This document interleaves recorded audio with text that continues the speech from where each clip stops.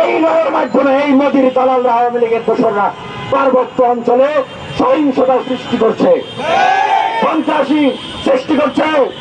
ভারতের দালালেরা, আওয়ামী লীগের দালালেরা, মোদির দালালেরা, ভারতের দালালেরা, আরএসএসের দালালেরা, বিজেপির দালালেরা, দিল্লি না ঢাকা, দিল্লি না ঢাকা,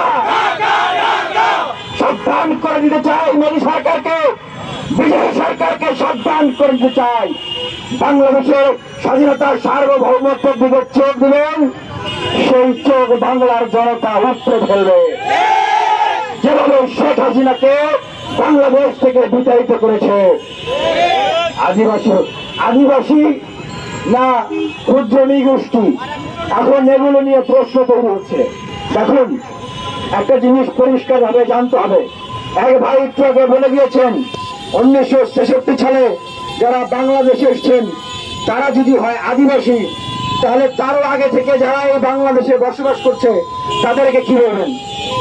এখন পার্বত্য অঞ্চলে যারা 66 সালে এসেছে তারা হয়ে গেছে আদিবাসী, যারা তারও আগে থেকে ছিল এই সবুজ শ্যামল বাংলাদেশে যারা যুগ যুগ শতাব্দী ধরে বসবাস করে আসছে তারা নাকি এখন হয়ে গেছে সেটলার। এটা কি মামুবাড়ি আবদার? গণ অভ্যুত্থান পরবর্তী অন্তর্বর্তীকালীন সরকারকে সুস্পষ্ট বার্তা দিচ্ছি, কোন স্বাধীনতার প্রশ্ন, সার্বভৌমত্বের প্রশ্ন, বাংলাদেশের প্রশ্ন আর কোন ছাড় নয়, সহানুভূতি নয়।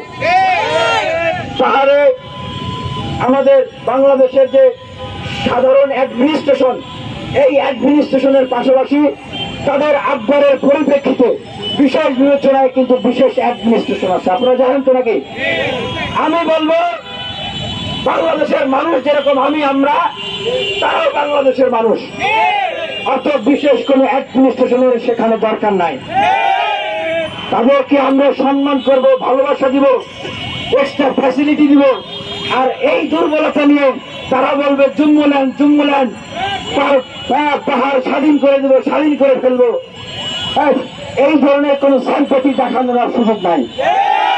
সারা বাংলাদেশে যে প্রশাসন চলবে পার্বত্য অঞ্চলে একই প্রশাসন চলবে। আমাদের পার্বত্য অঞ্চলের ভাই বন্ধুদের উদ্দেশ্যে বলবো, আপনাদের ভিতরে এই ভারতের দালালেরা, স্বাধীনতা বিরোধীরা, আওয়ামী লীগের দোসররা ঘাপটি মেরে বসে থেকে কাবার সৃষ্টি করছে, আপনাদেরকে উস্কে দিচ্ছে।